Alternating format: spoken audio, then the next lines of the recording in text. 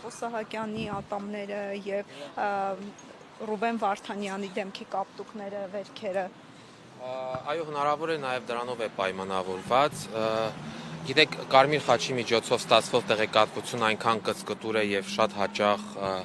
ընդհանուր իրավիճակը չներկայացնող, որ դրա վրա հիմնվելով եզրահանգումներ անելը ինձ համար շատ դժվար է, բայց ես բացառում մանավանդ հիմնվելով վերջին օրերի այդ տարածված նկարների վրա, որ այո, հնարավոր է մարդիկ ուղղակի չեն ուզում տեսակապով կապվել, որովհետև կամ ընդհանրապես նրանց թույլ չեն տալիս տեսակապով կապվել, որպեսզի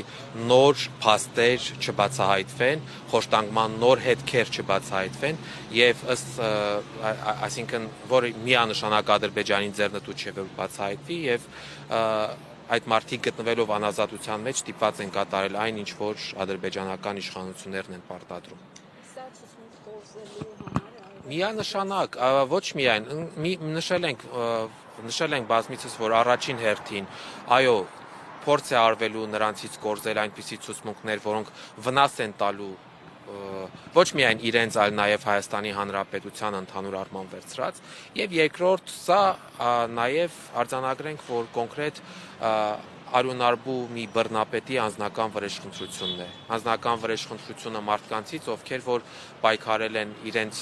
ժողովրդի ազատության, անկախության, ինքնորոշման իրավունքի համար։ Եվ ինչ որ առումով միգուցե նաև սրանով ադրբեջանական բռնապետը փորձում է, այսպես ասած, դաս տալ նաև Ադրբեջանում ապրող ազգային փոքրամասնություններին, որ ցանկացած ազատության համար պայքար կարող է նման վերջաբան ունենալ։ Ստեփանյան, դուք կոչ արեցիք հանրությանը, որպեսզի այս ակցիաները շարունակեն եւ Շվեյցարիայի հայ համայնքին։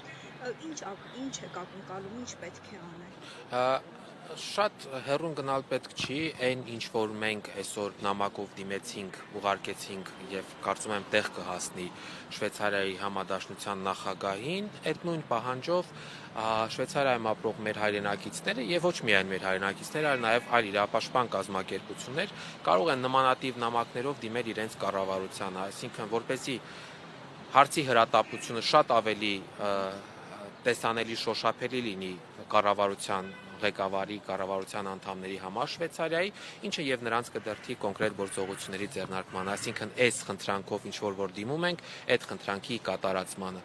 Արտգործնախարարությունից եւ Շվեյցարիայի դեսպանատից պատասխանել լինեն հետագա ձեր քայլերը անելու համար, թե Ոչ, չեմ կարծում, որ մենք այդ շռայլությունը մեզ կարող ենք թույլ տալ սպասել մինչև որևէ գործողության իր պատասխանը լինի, մանավանդ մենք բազմիցս համոզվել ենք, որ միջազգային հանրությունը շատ դանդաղ է աշխատում առհասարակ, այլ պետք է հաջորդ քայլի մասին մտածել, հաջորդը էլ ինչ խողովակ, էլ ում պետք է դիմել, էլ ինչ ճանապարհով պետք է հարցը բարձրաձայնել։ Ես կարծում եմ, որ նախաձեռնող խումբը դրա մասին հրապարակել